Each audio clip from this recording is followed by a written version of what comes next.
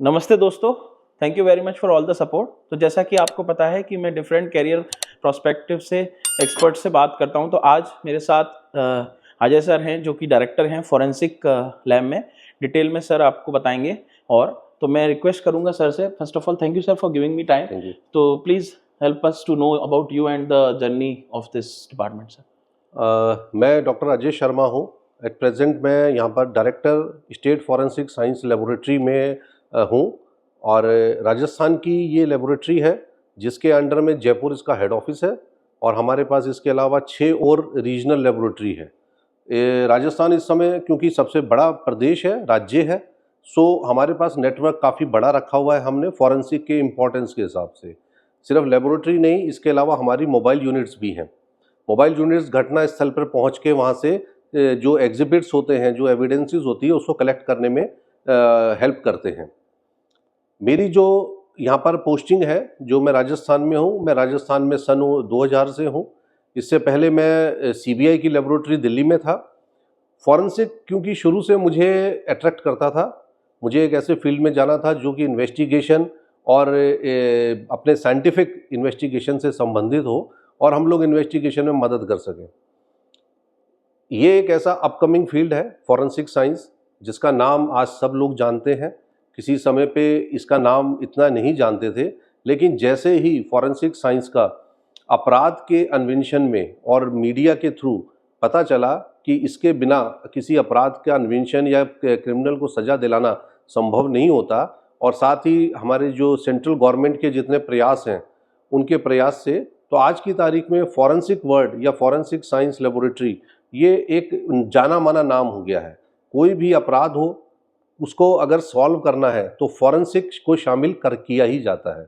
और शायद आम पब्लिक को ये सब चीज़ें मीडिया से या मूवीज़ से उसमें भी देखने को मिलती होगी, जहाँ पे कि क्राइम होते ही फॉरेंसिक टीम को बुलाने की बात होती है।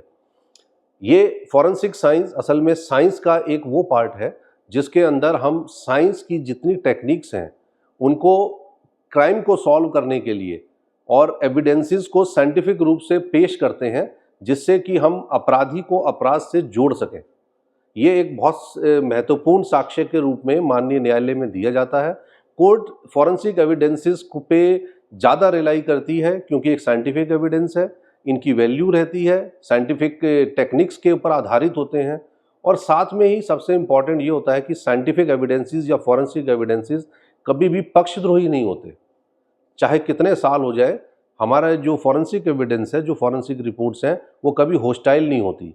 जबकि आई विटनेस और कई बार तो जो विक्टिम होता है वो भी होस्टाइल हो जाता है। ऐसे में न्यायपालिका या न्याय जो हमारा जस्टिस है, जो जुडिशरी सिस्टम है, उसके सामने और कोई सॉल्यूशन नहीं होता सिवाय फॉरेंसिक रिपोर्ट्स के या फॉरेंसिक एविडेंसेस के कि कैसे अपराध को अपराधी से जोड़ा जाए। राजस्थान के अंदर हमारे पास ऐसे बहुत सारे उदाहरण हैं जहाँ पर कि जो विक्टिम थे या उसके रिलेटिव्स हैं वो लोग पक्षद्रोही हो गए या होस्टाइल हो गए, और जो एविडेंस थे, जो कोर्ट ने सिर्फ फॉरेंसिक एविडेंस के आधार पर ही पनिशमेंट सुनाई गई। फॉरेंसिक साइंस में हमारे पास साइंस के सारे डिसिप्लिन का इस्तेमाल किया जाता है, जिसमें कि जो आम तौर पे सुनने वाली चीज़ें हैं, बायोलॉजी, फिजिक्स, केमिस्ट्री या इंजीनियरिंग, इस सब फील्ड को हम लोग इस्तेमाल करते हैं।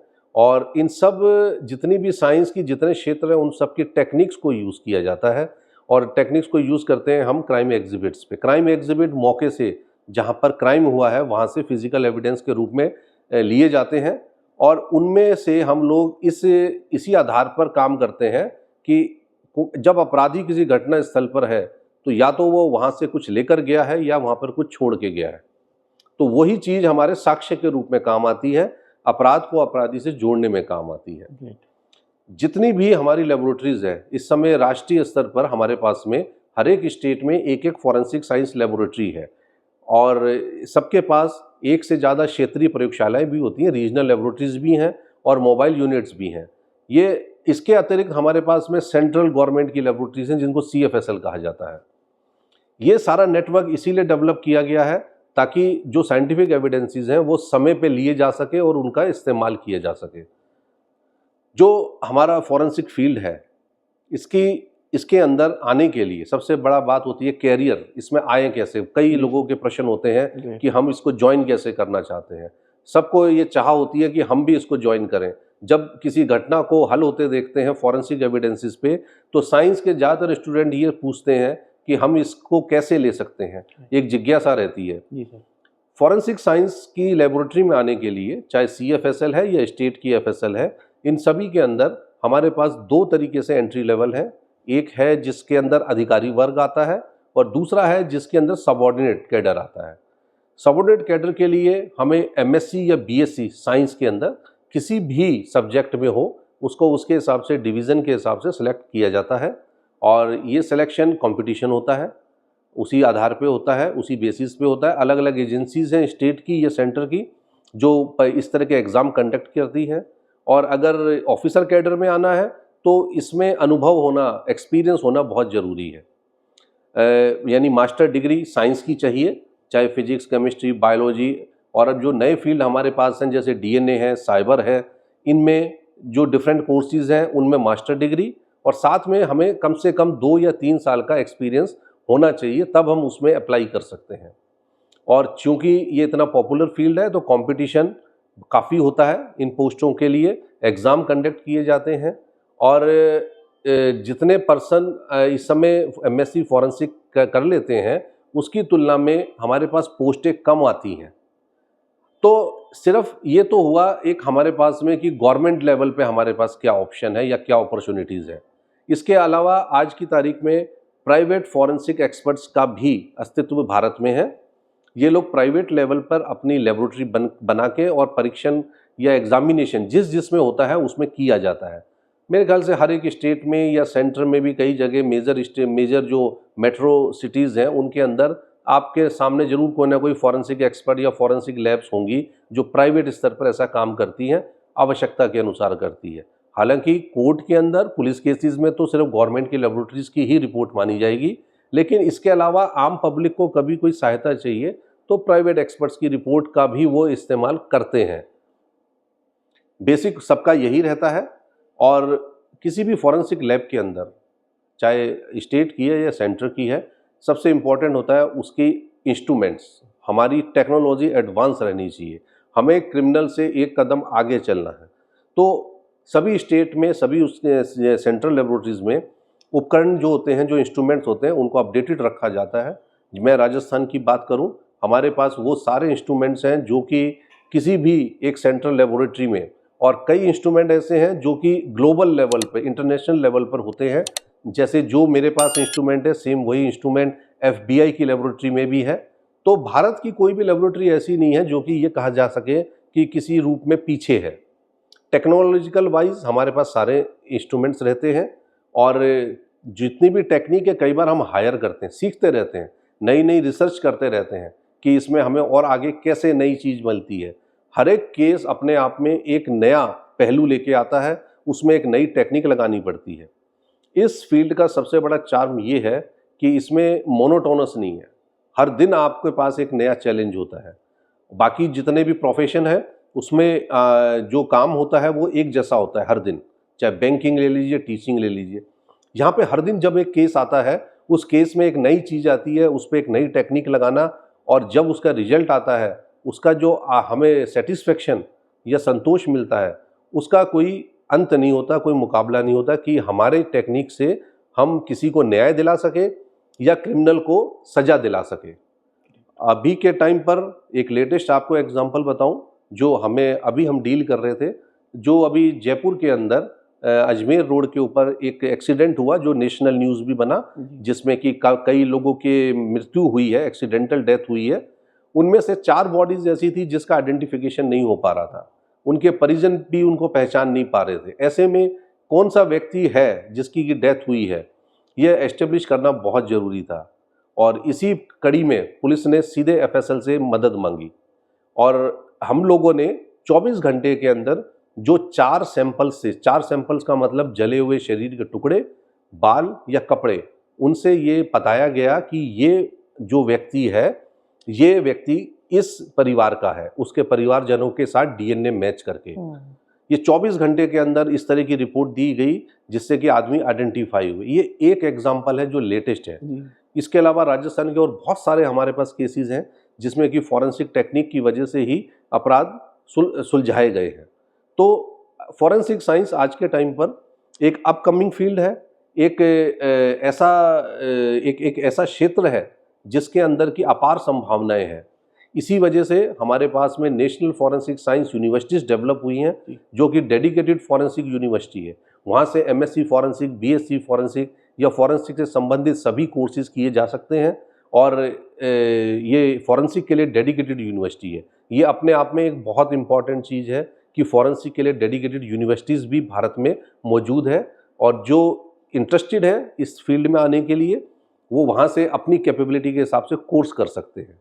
तो मेरा सबसे यही संदेश है और साथ में मेरा यही कहना है कि यदि आप इंटरेस्टेड हैं, आप में काम करने का, क्राइम से लड़ने का जज्बा है और आप चाहते हैं कि आप न्याय दिलाने में या न्याय दिलाने की इस कड़ी में सहायता देना चाहते हैं तो फॉरेंसिक आपके लिए है।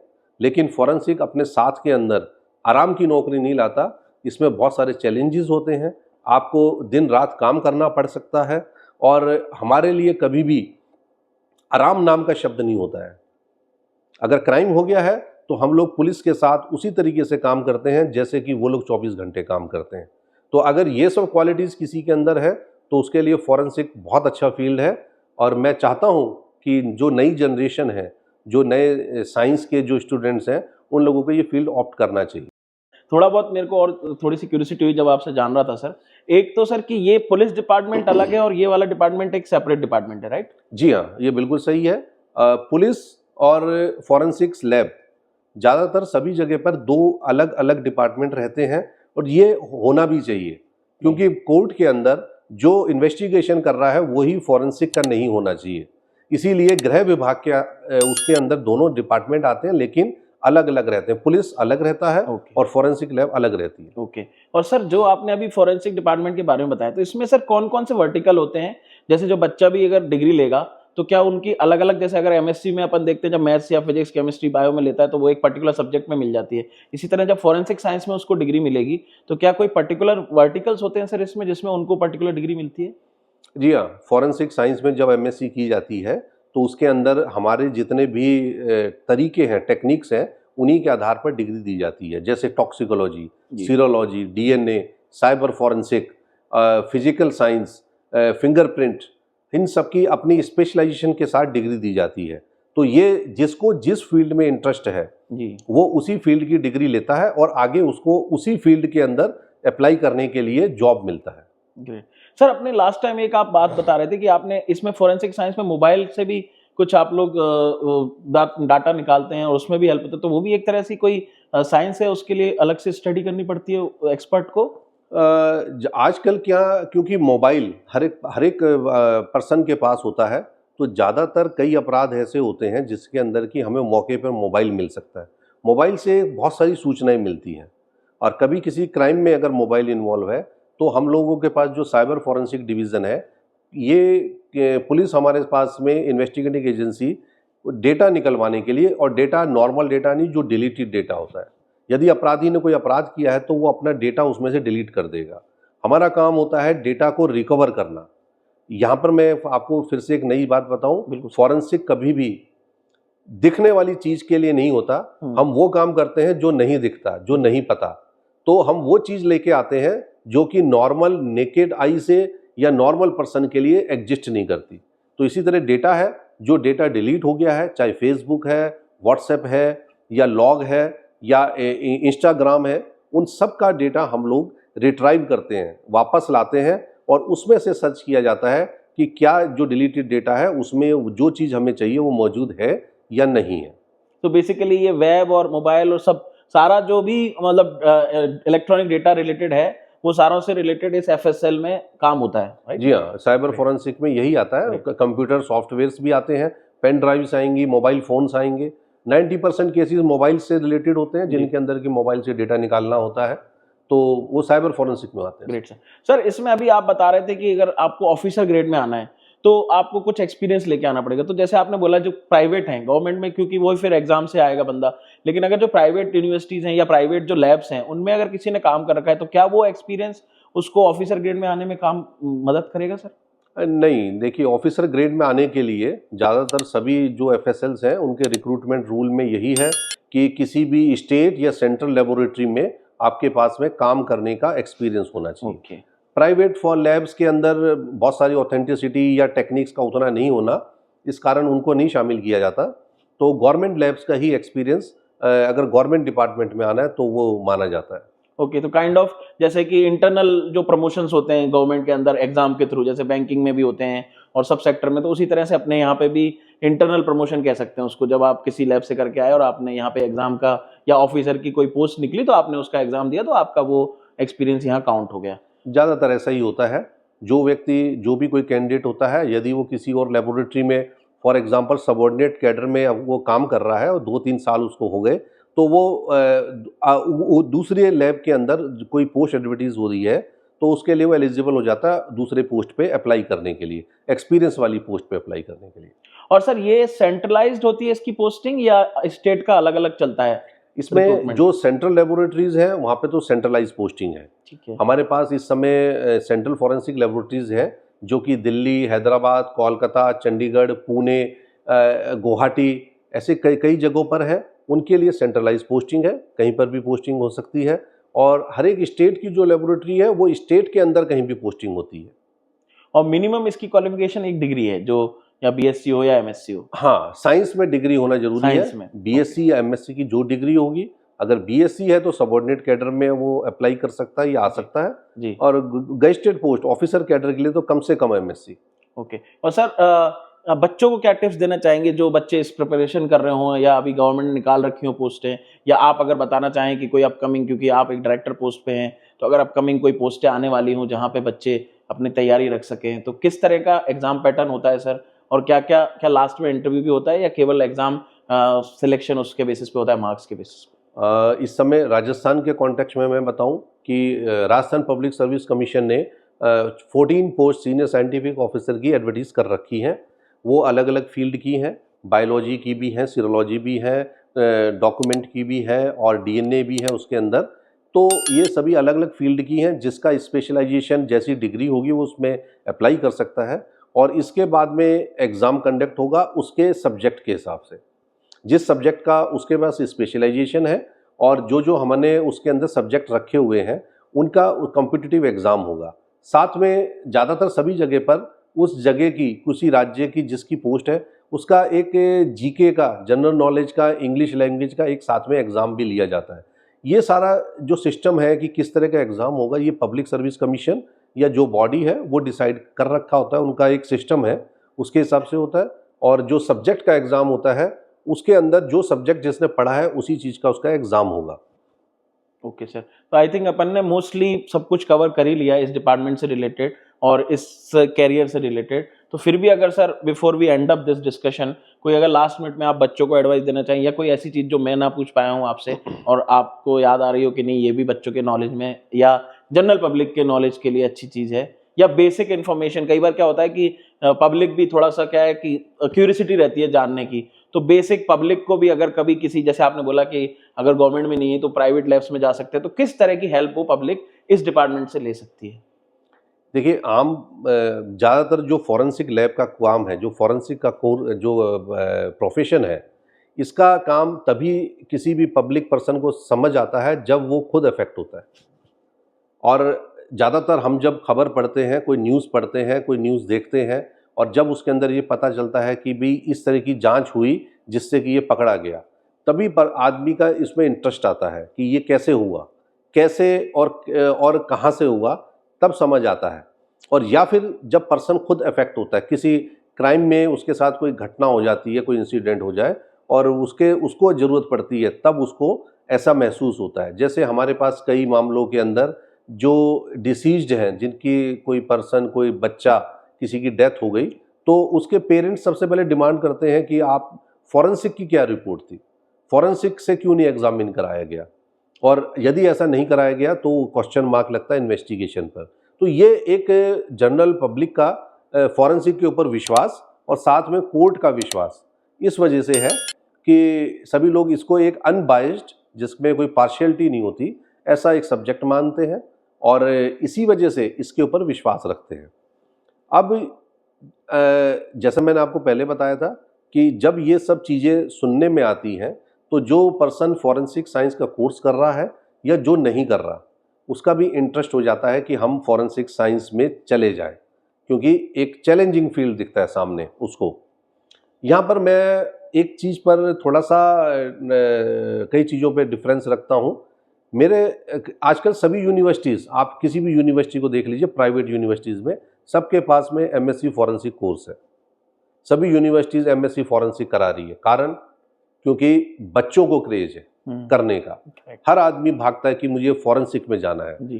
तो प्राइवेट यूनिवर्सिटीज़, क्योंकि प्राइवेट यूनिवर्सिटी है, उनको एडमिशन मिल जाते हैं, कोर्स वही चलता है जिसमें एडमिशन मिलते हैं, और अगर इतनी पब्लिक का इंटरेस्ट है तो वो उसमें एडमिशन अपने कोर्सेज को रन कर देते हैं। करेक्ट। अब यूनिवर्सिटीज़ के पास में इतना इंफ्रास्ट्रक्चर होना चाहिए कि जिन बच्चों को उन्होंने एडमिशन दिया है वो उनको सही तरीके से सिखा सके। आधी अधूरी डिग्री देना और फिर अगर बच्चों को नौकरी नहीं मिलती तो ब्लेम ये होता है कि फॉरेंसिक के अंदर नौकरियां नहीं है। Nice. बात ये है कि आप जिस बच्चे ने पढ़ाई करी जिस यूनिवर्सिटी से, उसने उतना सीख नहीं पाया क्योंकि उसके पास इंफ्रास्ट्रक्चर नहीं था। इस चीज़ के ऊपर सरकार के स्तर पर भी थोड़ी लगाम होनी चाहिए। उन्हीं यूनिवर्सिटीज़ को अलाउ करना चाहिए जहाँ पे इंफ्रास्ट्रक्चर है, और सभी को अलाउ करना भी ठीक नहीं है। एक तरीके से हम इतनी सारी पब्लिक को इन्फॉर्मेशन देते हैं फॉरेंसिक की, तो क्योंकि बहुत सारी चीज़ें कॉन्फिडेंशियल होती हैं, बहुत सारी टेक्निक्स कॉन्फिडेंशियल है इसके अंदर। जिसको इस फील्ड में नहीं जाना या जिस किसी को इस फील्ड में नहीं आने का मौका मिला, उसको भी बहुत सारी टेक्निक्स की नॉलेज हो गई। एक तरीके से हम एक सोफिस्टिकेटेड साइंटिफिक क्रिमिनल को डेवलप कर भी सकते हैं। शैतानी दिमाग हम उसको हो भी सकता है, कर रहा है, ऐसा भी हो सकता है। सो एक थोड़ा सा रेस्ट्रिक्शन, लगाम कहीं होनी चाहिए कि, और साथ में ये इसलिए भी होना चाहिए कि सबको प्रोफेशन से लिंक होके जितनी ज़रूरत है उतने ही बच्चों को डिग्रीज मिले, ताकि जॉब की अपॉर्चुनिटीज़ वाली बात या ऐसी कोई बात नहीं हो।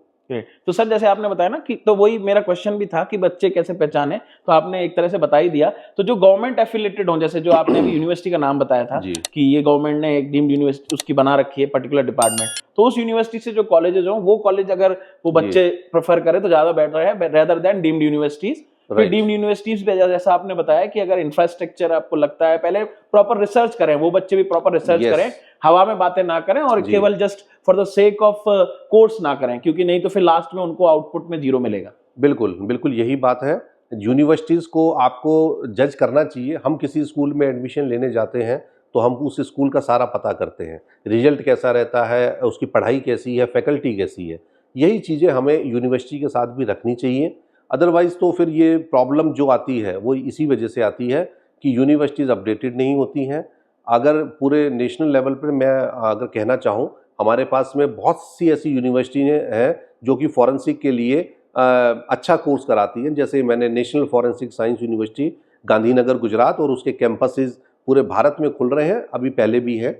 और इसके अलावा हमारे पास में पटियाला, पंजाबी यूनिवर्सिटी पटियाला में, जो कि सबसे पुरानी यूनिवर्सिटी है एमएससी फॉरेंसिक के लिए। और इसी तरह सागर यूनिवर्सिटी है गवर्नमेंट की, आगरा यूनिवर्सिटीज़ हैं, ये गवर्नमेंट की यूनिवर्सिटीज़ हैं जो फॉरेंसिक कोर्सेज करा रही हैं। इनसे कोर्स करने में इनके पास इंफ्रास्ट्रक्चर और एक्सपीरियंस बहुत ज़्यादा है। सो प्रेफर करिए ऐसी जगह से किया जाए, और साथ में सिर्फ एमएससी करना तो हो जाएगा आपका। अगर आपको वाकई में इसमें इंटरेस्ट है तो हमारे पास में पीएचडी भी फॉरेंसिक साइंस में होती है, और वो भारत में ही होती है। सभी यूनिवर्सिटीज़ कराती हैं। जैसे मैंने आपको बताया, पंजाबी यूनिवर्सिटी पटियाला, सागर, और ये NICFS, NFSU, ये सभी लोग पीएचडीज भी करवाते हैं। सो ये डिपेंड करता है। अगर आप एकेडमिक्स में जाना चाहते हैं, हमारे पास यूनिवर्सिटीज़ हैं। अगर आप उसमें as a professor, assistant professor बनना चाहते हैं तो आपके पास पीएचडी है, नेट गेट क्वालिफाई करके आप असिस्टेंट प्रोफेसर टीचिंग भी ले सकते हैं फॉरेंसिक साइंस में।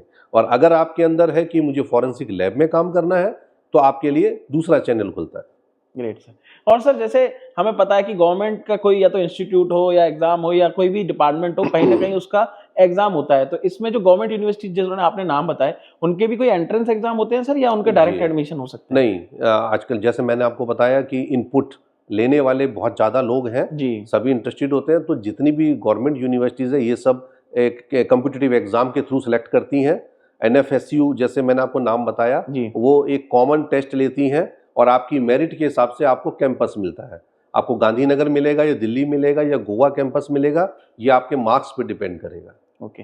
और सर लास्ट में जो आपका जो प्रोसेस है ना सर सिलेक्शन का, तो उसमें टेस्ट और इंटरव्यू दोनों होते हैं सर, या खाली टेस्ट के बेस पे, मार्क्स के बेस पे मिलता है? जो नॉन गेस्टेड है, जी सर। जो हमारे पास में नॉन गेस्टेड कैडर है, उसके अंदर सिर्फ एग्जाम होता है। ओके। उसकी मेरिट बनती है, मेरिट के आधार पे होता है। ये गवर्नमेंट की, राजस्थान गवर्नमेंट की पॉलिसी है कि उन पोस्टों के लिए इंटरव्यू नहीं है। ओके। और जो सीनियर पोस्ट हैं, गेस्टेड पोस्ट हैं, उसमें दोनों चीज़ है अभी तक, जिसमें एग्जाम भी है और इंटरव्यू भी होता है।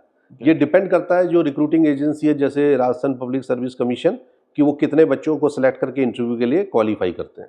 और सर इसमें जो साइबर आजकल क्राइम हो रहे हैं, क्या वो भी अपन एफएसएल के थ्रू पहचान सकते हैं? साइबर सेल भी एफएसएल की हेल्प लेकर के इसको, या वो एक अलग ही फील्ड है पूरी तरह से सर? देखिए, साइबर क्राइम और साइबर फॉरेंसिक ये दो अलग अलग चीज़ें हैं। ग्रेट। साइबर क्राइम होता है जो आपके खाते से पैसा निकाल लेना, गलत जी। ओटीपी भरवा देना, जी। इस तरह से एक्सट्रैक्ट कर लेना, धोखाधड़ी में आता है। हम फॉरेंसिक में जो होता है वो साइबर फॉरेंसिक होता है। हमारा काम दूसरा रहता है। जी। साइबर क्राइम के अंदर क्रिमिनल दूसरा है। साइबर क्राइम का जो क्रिमिनल है उसको तो पकड़ना इसलिए है क्योंकि वो फाइनेंशियल फ्रॉड कर रहा है। ओके। हमारे पास क्रिमिनल केसेस वाले आते हैं, Great. ज़्यादातर हमारे पास जो Okay. केस हैं, हमारे पास इस तरह का नहीं आता है। नाइस। हाँ, क्योंकि सर क्या होता है, कई बार बच्चे कंफ्यूज हो जाते हैं सेम टर्म से, तो इसलिए अच्छा किया सर आपने उस पे रोशनी डाल के। तो बच्चे जब शुरुआत में सर आप सीधे डायरेक्टर बने थे, या आपने भी एक फेज पूरा कंप्लीट किया तब आपका आज प्रमोशन होकर के डायरेक्टर? आपने सही पूछा। ज़्यादातर लोगों को, आजकल के जो बच्चे हैं उनको भी ये लगता है कि हम जो भी कोर्स कर रहे हैं और सीधे हम ऑफिसर बन जाएं। जी। हमारे फॉरेंसिक साइंस में कभी भी कोई डायरेक्ट नहीं बनता है।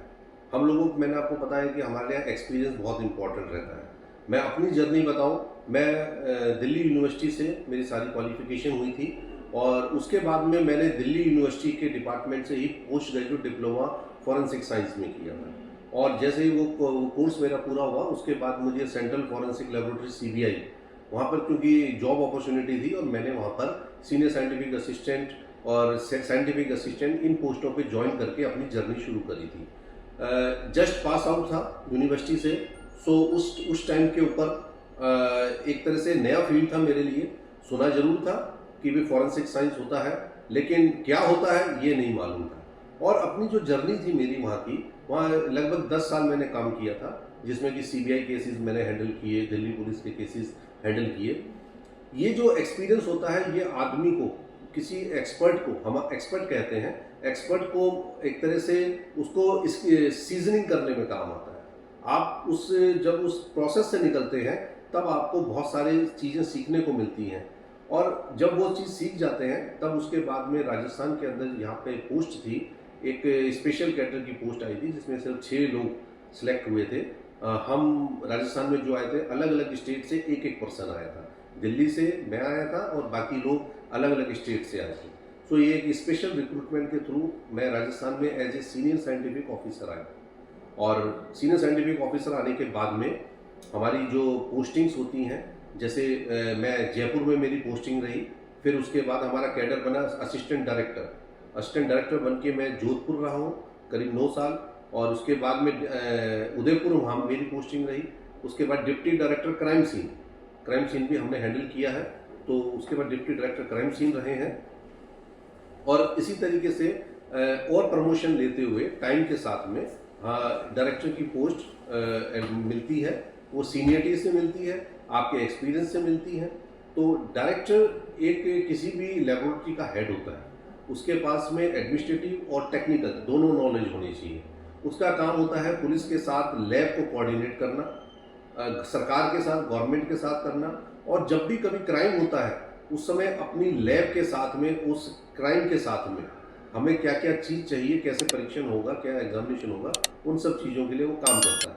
तो एक तरीके से राजस्थान स्टेट के अंदर डायरेक्टर जो FSL होता है, या डायरेक्टर स्टेट FSL है, जो उसका काम है कि गवर्नमेंट के बिहाफ पे और इन्वेस्टिगेटिंग एजेंसीज के बिहाफ पे FSL का क्या क्या इस्तेमाल हो सकता है और उसको किस तरीके से अपडेट रखा जा सकता है। और सर जैसे कि आपने बताया कि डायरेक्टर हेड होता है, तो अब जैसे अभी जयपुर में बैठे हैं अपन जयपुर में बात करें तो एक जयपुर एक तरह से स्टेट की राजधानी भी है, तो क्या सर ये जो स्टेट आप डायरेक्टर जो है वो पूरे राजस्थान की फॉरेंसिक डिपार्टमेंट के हैं या जयपुर ब्रांच के हैं सर? नहीं, जो डायरेक्टर जैसे मेरा जो अपना है, मैं पूरे राजस्थान स्टेट का हूँ। ओके। मेरे अंडर में यहाँ पर 7 लेबोरेटरीज हैं, जिनमें से एक जयपुर है और 6 हमारे जो मेजर हमारे रीजन्स होते हैं, जोधपुर, अजमेर, भरतपुर, कोटा, बीकानेर, इस तरह से 6 जगहों पर हमारी लेबोरेटरी है और 34 हमारी मोबाइल यूनिट्स हैं। तो ये सब चीज़ें डायरेक्टर के अंडर में आती है।